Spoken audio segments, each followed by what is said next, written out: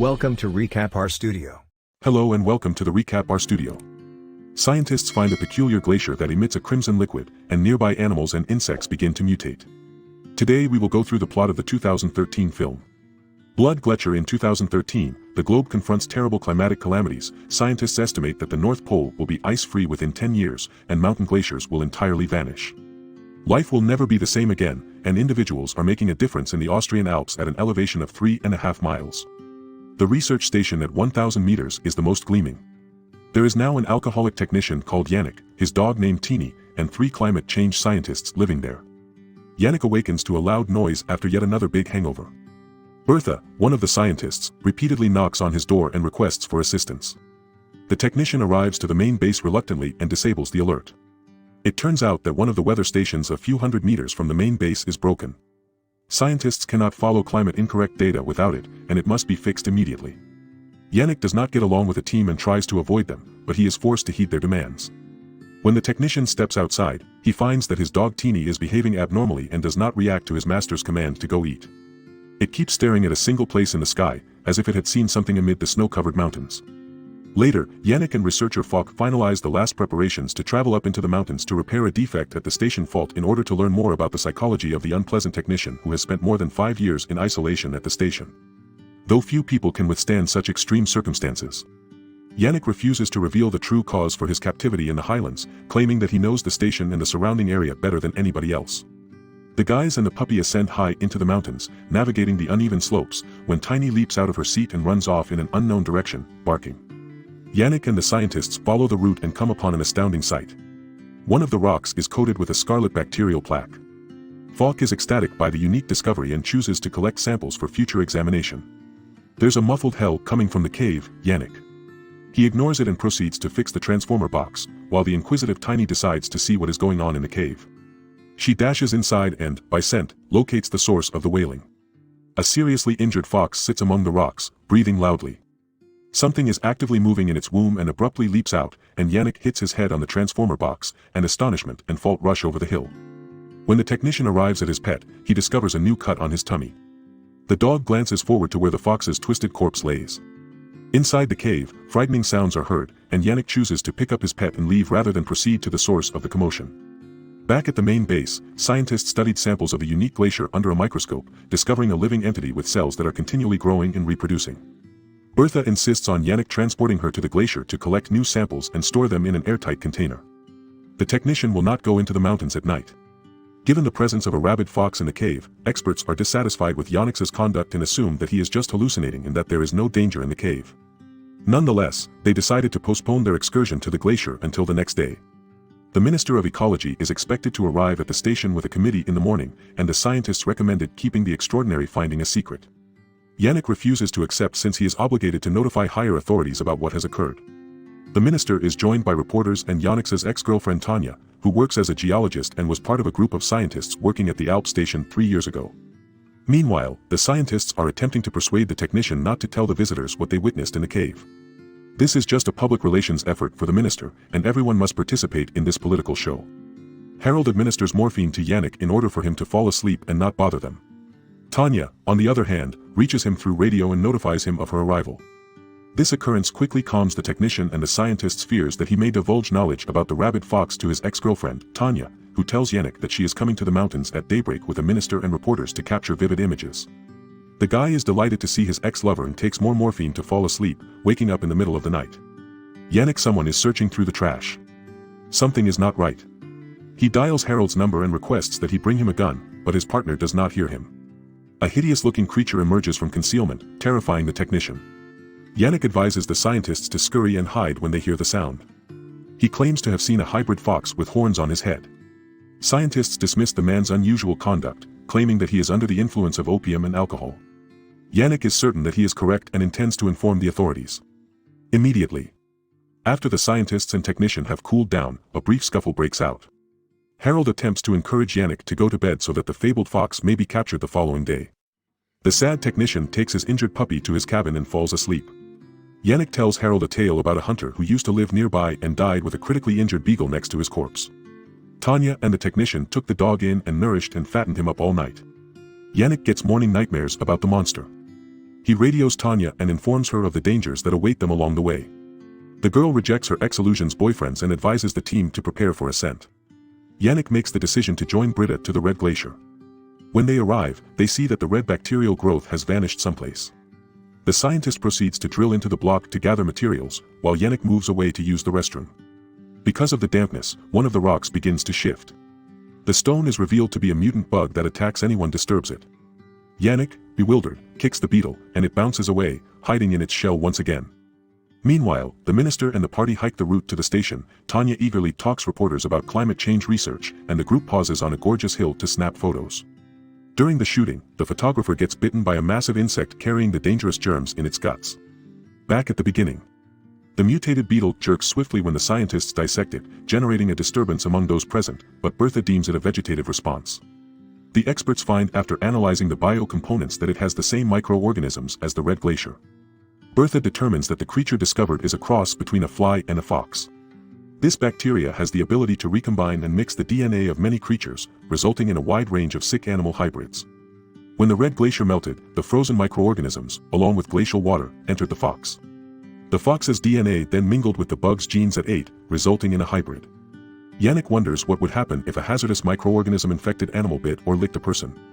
Bertha suggests that such an animal might birth something like a werewolf, a human with the head of a jackal, and the technician goes to his lair to study Tini's wound, within which something is growing.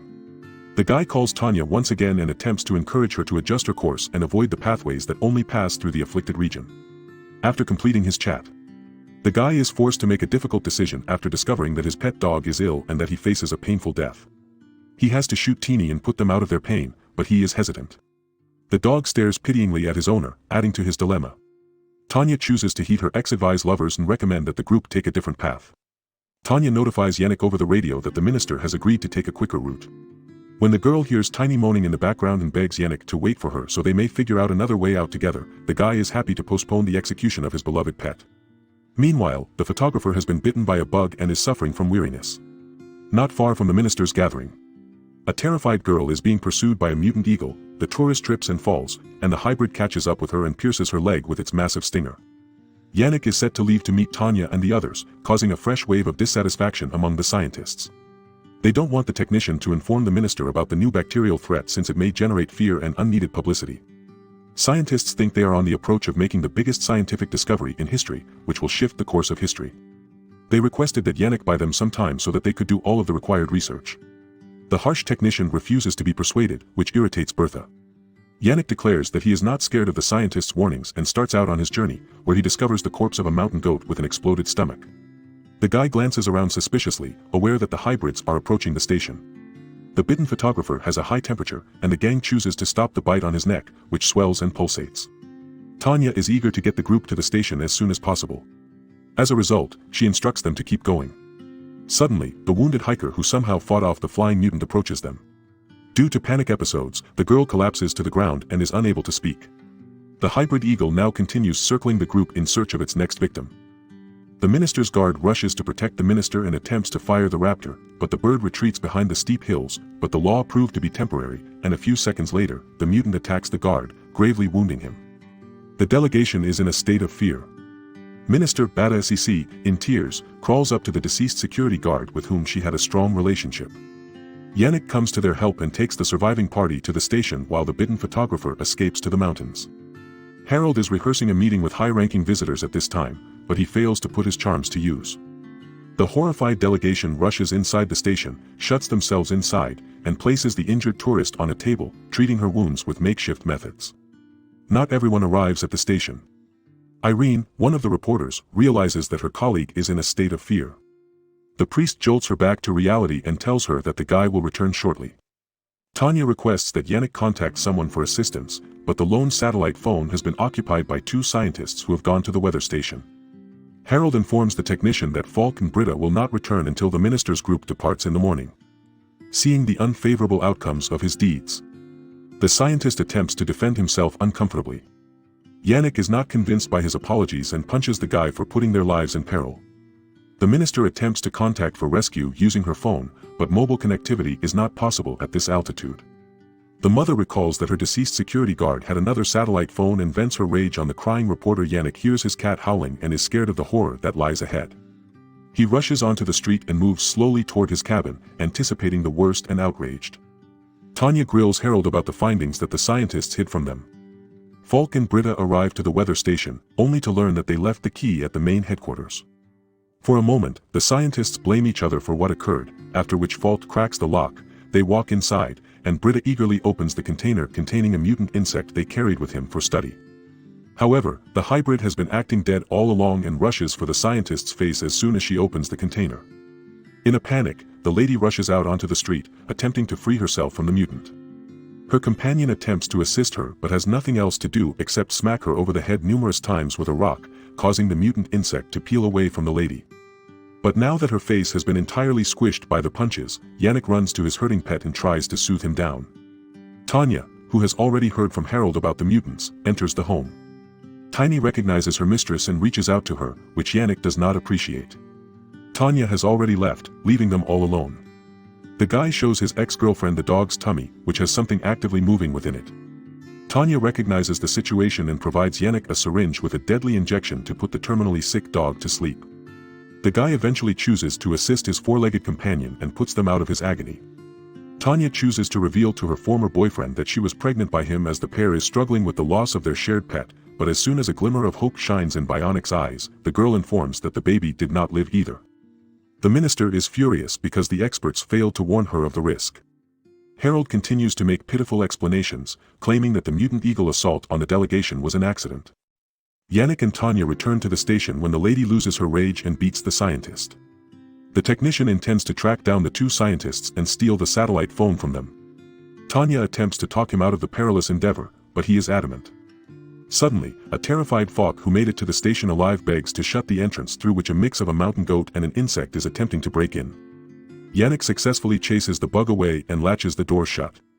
When the technician questions Falk about the satellite phone, Bertha, the scientist, replies that his colleague has it but refuses to confess what he has done. He lies about the lady fleeing into the mountains after witnessing a mutant. The monster persists in his efforts to smash the doors, alarming everyone assembled.